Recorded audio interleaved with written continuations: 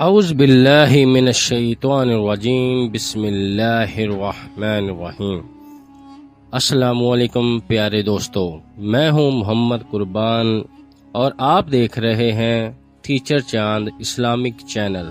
واقعہ کربلا میں رسول اللہ صلی اللہ علیہ وآلہ وسلم کے نواسے اور ان کی آل اولاد کو کیسے مظلومانہ شہید کیا گیا، اس بات سے تو ہم سبھی لوگ واقف ہیں، کیونکہ ہم بچپن ہی سے حالات و واقعات سن کر بڑے ہوئے ہیں۔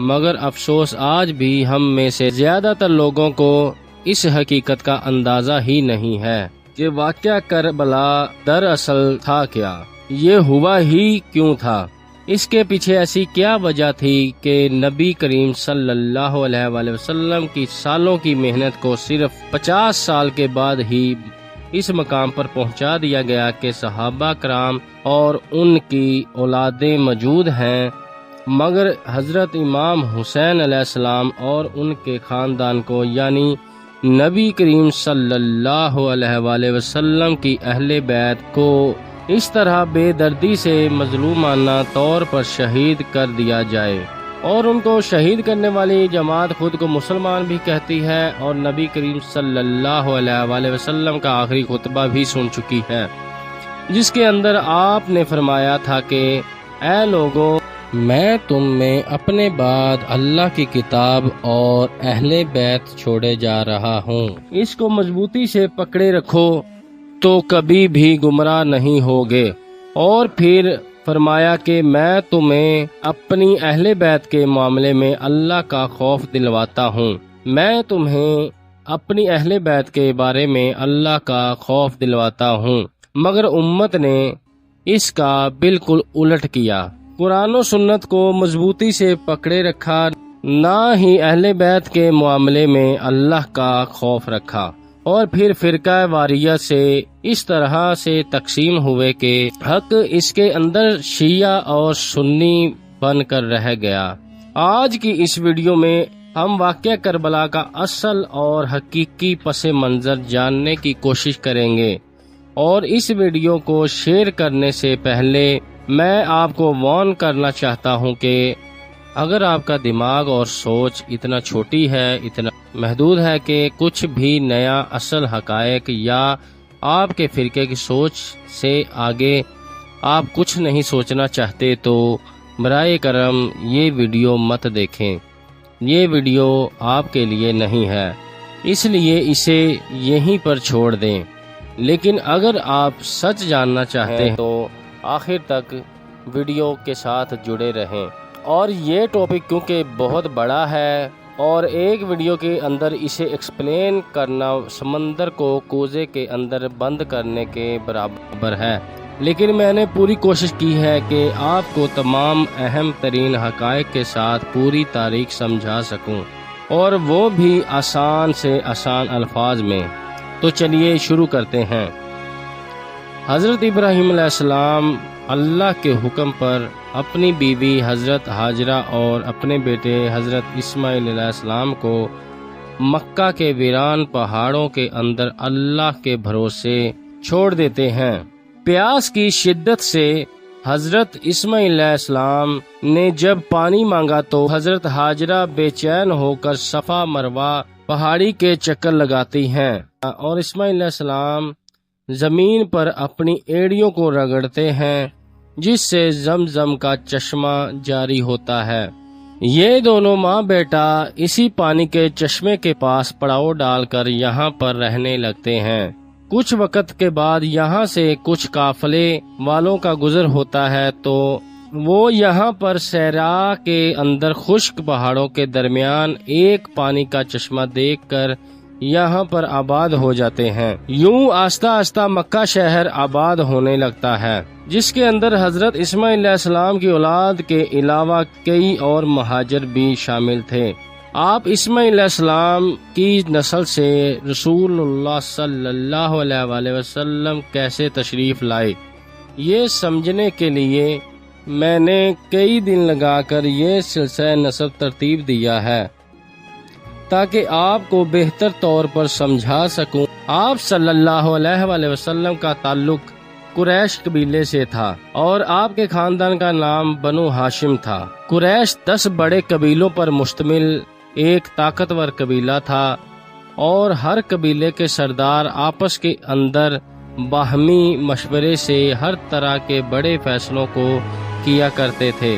ان 10 قبیلوں کے اندر 2 قبیلے بہت ہی اہم اور طاقتور تھے۔ ایک کا نام تھا بنو امیہ اور ایک کا نام تھا بنو ہاشم۔ ان دونوں کو الگ الگ ذمہ داریاں دی گئیں۔ بنو ہاشم کی فوج کی کمان بنو مخزوم قبیلے کے پاس تھی، جو کہ بنو امیہ کی ایک شاخ تھی، جبکہ خانہ کعبہ کا متولی بنو ہاشم کو بنایا گیا تھا، یعنی دنیاوی طور پر طاقت کے لحاظ سے، جبکہ مذہبی لحاظ سے بنو ہاشم کا رتبہ عربوں میں بہت طاقتور تھا۔ لیکن یہ دونوں ہی قبیلے حضرت اسماعیل علیہ السلام کی نسل سے تھے، کیونکہ ان دونوں کا تعلق 5ویں نسل سے جا کر عبد المناف سے ملتا ہے۔ محمد بن عبداللہ، عبد المطلب بن ہاشم اور عبد المناف کے بہت سے بیٹے تھے، مگر 4 بہت ہی طاقتور بنے۔ ایک بیٹے کا نام تھا عبد المطلب، دوسرے کا نام ہاشم، تیسرے کا نام عبد الشمس اور چوتھے کا نام نوفل۔ نوفل اور مطلب قبیلہ زیادہ تاریخ نہیں رکھتا، کیونکہ اصل میں عرب میں جو نسل آگے بڑھی وہ دراصل ان دونوں قبیلوں سے بڑھی، ہاشم اور عبد الشمس سے۔ ان خاندانوں کے اندر ہمیشہ سے ایک مقابلے بازی جاری رہتی تھی، مگر یہ مقابلہ ہمیشہ اچھی چیزوں کے اندر رہا کرتا تھا۔ مثال کے طور پر بنی ہاشم نے اگر اتنے مہمانوں کو کھانا کھلایا، ہم لوگ ان سے زیادہ مہمانوں کو کھانا کھلائیں گے۔ اگر انہوں نے گھوڑ سواری کے اندر ہمارے کسی بندے کو شکست دی تو ہم ان کے قبیلے کو اگلی بار شکست دیں گے۔ بنو ہاشم نے یہ اچھا کام کیا تو ہم اس سے بڑھ کر یہ اچھا کام کریں گے۔ کبھی کبھار ان قبیلوں کے اندر اختلافات بھی رہتا، مگر ان سب چیزوں کا مقصد یہ تھا کہ باقی عرب قبیلوں پر اپنی برتری اور دھاک بٹھا سکیں۔ ہاشم سے ان کے بیٹے عبد المطلب پیدا ہوئے، جو کہ آپ صلی اللہ علیہ وآلہ وسلم کے دادا تھے، جن کے 10 بیٹے اور 6 یا 7 بیٹیاں پیدا ہوئیں۔ بیٹوں میں جو اسلامی لحاظ سے مشہور ہوئے وہ آپ کے والد حضرت عبداللہ، جو سب سے چھوٹے تھے، چچا عباس، ابو طالب اور حضرت حمزہ تھے۔ عبداللہ سے آپ صلی اللہ علیہ وآلہ وسلم کی ولادت ہوئی، جبکہ آپ کے چچا ابو طالب کے بیٹے عقیل، جعفر اور حضرت علی تھے۔ آپ صلی اللہ علیہ وآلہ وسلم کی بیٹی حضرت فاطمہ سے حضرت علی کا نکاح ہوا، جس کے بعد حضرت حسن اور پھر حضرت حسین پیدا ہوئے۔ حضرت علی نے حضرت فاطمہ کے انتقال کے بعد اور بھی کئی شادیاں کیں، جن کے اندر اور بھی بچے پیدا ہوئے۔ ان میں سے سب سے مشہور بیٹے کا نام ہے محمد، جو کہ حنفیہ خاندان کی ایک عورت سے پیدا ہوئے، اس لیے انہیں محمد بن حنفیہ کہا جاتا ہے۔ یہ تو ہو گیا سلسلہ نسب بنو ہاشم کا، لیکن اب آتے ہیں اصل مدعے کی طرف۔ عبد الشمس قبیلے کی طرف عبد الشمس کے 2 بیٹے امیہ اور ربیعہ پیدا ہوئے۔ ربیعہ کے بیٹے تھے عتبہ، جو کہ ابو حذیفہ کے والد تھے۔ اس کے علاوہ عتبہ کے دوسرے بیٹے کا نام تھا ولید اور ان کی بیٹی کا نام تھا ہندہ، جس نے غزوہ احد کے اندر حضرت حمزہ کو شہید کروا کے ان کی لاش کی بے حرمتی کی۔ یہ ابو سفیان کی بیوی تھی اور امیر معاویہ کی والدہ۔ عتبہ، شائبہ اور ولید جنگ بدر کے اندر مسلمانوں کے خلاف لڑتے ہوئے مارے گئے، اور اسی موت کا بدلہ لینے کے لیے ہندہ نے حبشی غلام سے کہا تھا کہ حضرت حمزہ کو شہید کرے۔ کیونکہ ان میں سے ایک ہندا کا والد تھا، ایک بھائی اور ایک چچا اتبا، اور شیبہ کا قتل حضرت حمزہ کے ہاتھوں ہوا تھا۔ امیہ کے دو بیٹے تھے، ضرب اور ابو اللاس۔ قریش کی سپہ سالاری یعنی فوج کا اختیار ان کے پاس ہوتا تھا۔ ابو اللاس کے دو بیٹے تھے، عفان اور حکم۔ عفان کے بیٹے تھے حضرت عثمان رضی اللہ تعالی عنہ، جو کہ تیسرے خلیفہ بھی تھے، اور ان کے بیٹے تھے عبداللہ، چونکہ رسول اللہ صلی اللہ علیہ وآلہ وسلم کی بیٹی رقیہ سے پیدا ہوئے مگر بچپن میں انتقال کر گئے۔ جبکہ حکم کا بیٹا تھا مروان، جس کے تین بیٹے عبد الملک، عبد العزیز اور محمد پیدا ہوئے۔ حکومت اس کے بعد عبد المالک کے بیٹے اور پھر سلمان کے پاس گئی، اور سلمان نے اعلان کر رکھا تھا کہ میرے بعد حکومت میرے بیٹوں میں نہیں بلکہ میرے کزن عمر بن عبد العزیز کے پاس جائے گی، اور اس کے بعد میرے بھائی یزید اور ہشام کے پاس۔ نہیں، یہ وہ یزید نہیں ہے جو کہ آپ سمجھ رہے ہیں، اس سے ذرا آگے جا کر سمجھتے ہیں۔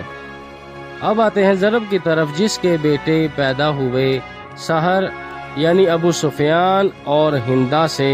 ان کے بیٹے پیدا ہوئے یزید، معاویہ اور بیٹی ام حبیبہ۔ یہ بیٹا معاویہ وہی تھا جس کا بیٹا یزید آگے جا کر حضرت امام حسین علیہ السلام اور آپ کے خاندان کو کربلا میں شہید کرتا ہے۔ اب آپ کو سمجھاتا ہوں کہ اس پوری خاندانی ہسٹری کو سمجھانے کا آپ کو مقصد کیا تھا۔ بنو ہاشم اور بنو امیہ کے اندر شروع سے ہی ایک دوسرے کو نیچا دکھانے اور پورے عرب پر حکمرانی کی دوڑ لگی رہتی تھی، اور جب نبی کریم صلی اللہ علیہ وآلہ وسلم تشریف لائے اور اعلان نبوت کیا، اور آپ صلی اللہ علیہ وآلہ وسلم کیونکہ بنو ہاشم خاندان سے تھے، اور بنو امیہ کیونکہ اس خدائی اختیار کو کہ وہ جس کو بھی چاہے یا جس قبیلے کو بھی چاہے اس کے اندر اپنا رسول پیدا کر کے اس کی عزت کو بڑھا دے۔ بنو امیہ سوائے حسد اور بغض کے سوا کچھ بھی نہ کر سکے، اور یہی بغض ان کی آل اولاد کے اندر منتقل ہوتا رہا، جو کہ آخر کار واقعہ کربلا تک جا پہنچا، اور آخر میں خلافت کے نظام کو بنو امیہ نے تباہ کر کے اسے بادشاہت کے نظام کے اندر تبدیل کر دیا، اپنی حق کی آگ کو ٹھنڈا کیا۔ پوری بنو امیہ کی تاریخ کے اندر صرف 3 لوگ ایسے گزرے ہیں جنہوں نے آپ صلی اللہ علیہ وآلہ وسلم کی شریعت پر عمل کیا، مسلمان امت کو ایک کر کے بنو امیہ خاندان کے ظلم سے انہیں بچایا، اور وہ خود بھی بنو امیہ خاندان سے تھے۔ ایک ہیں حضرت عثمان بن عفان رضی اللہ تعالی عنہ، جو کہ آپ صلی اللہ علیہ وآلہ وسلم کے داماد ہیں، اور آپ صلی اللہ علیہ وآلہ وسلم نے اپنی 2 بیٹیاں نکاح کے اندر دی تھیں، اور مسلمانوں کے تیسرے خلیفہ بھی ہیں۔ دوسرے عمر بن عبد العزیز، ان کا سلسلہ نسب آپ دیکھ لیں، اور یزید کا بیٹا معاویہ، جس نے یہ ظالم بادشاہت اپنے باپ سے لینے سے انکار کر دیا۔ باقی جتنے بھی لوگ گزرے ہیں انہوں نے صرف رسول اللہ صلی اللہ علیہ وآلہ وسلم کے خاندان اور اہل بیت سے اس کا بدلہ اسلام کی تعلیمات کو تباہ کر کے لیا۔ فتح مکہ تک رسول اللہ صلی اللہ علیہ وآلہ وسلم کے ساتھ جتنے بھی لوگ تھے وہ سارے کے سارے تقریباً بنو ہاشم سے تھے، یا پھر مدینہ کے انصار۔ فتح مکہ تک جتنی بھی آپ صلی اللہ علیہ وآلہ وسلم کی جنگیں ہوئیں وہ بنو امیہ خاندان سے تھی، جو کہ مکہ میں آباد تھا۔ یہ لوگ فتح مکہ پر معافیاں مانگ کر مسلمان ہوئے تھے، جنہیں تلقا کہتے ہیں، اور ظاہر ہے کہ نہ تو ان کی رسول اللہ صلی اللہ علیہ وسلم کی صحبت میں تربیت ہوئی تھی، اور نہ یہ دین کو زیادہ سمجھتے تھے۔ بلکہ دین کو ایک طاقت اور حکومت حاصل کرنے کا ذریعہ سمجھتے تھے، اور انہیں لگتا تھا کہ اگر وہ رسول اللہ صلی اللہ علیہ وآلہ وسلم کو اللہ کا پیغمبر اور رسول مان لیں تو اس کا مطلب ہے کہ انہوں نے بنو ہاشم کی سرداری قبول کر لی، اور یہ تو ہم کسی صورت نہیں ہونے دیں گے، کسی بھی قیمت پر نہیں۔ اس لیے رسول اللہ صلی اللہ علیہ وآلہ وسلم کی وفات کے فوراً بعد یہ لوگ مرتد ہونے لگے، جن کے خلاف حضرت ابو بکر صدیق نے قتال بھی کیا۔ رسول اللہ صلی اللہ علیہ وآلہ وسلم کے خلاف جنگوں میں لڑنے والے جتنے بھی سردار تھے، وہ ابو جہل ہو، عتبہ یا ابو سفیان، سب کے سب کا تعلق بنو امیہ سے تھا۔ ابو سفیان بھی فتح مکہ کے بعد معافی مانگ کر مسلمان ہونے والے لوگوں میں شامل تھا، اور ان کی بیوی ہندہ بھی۔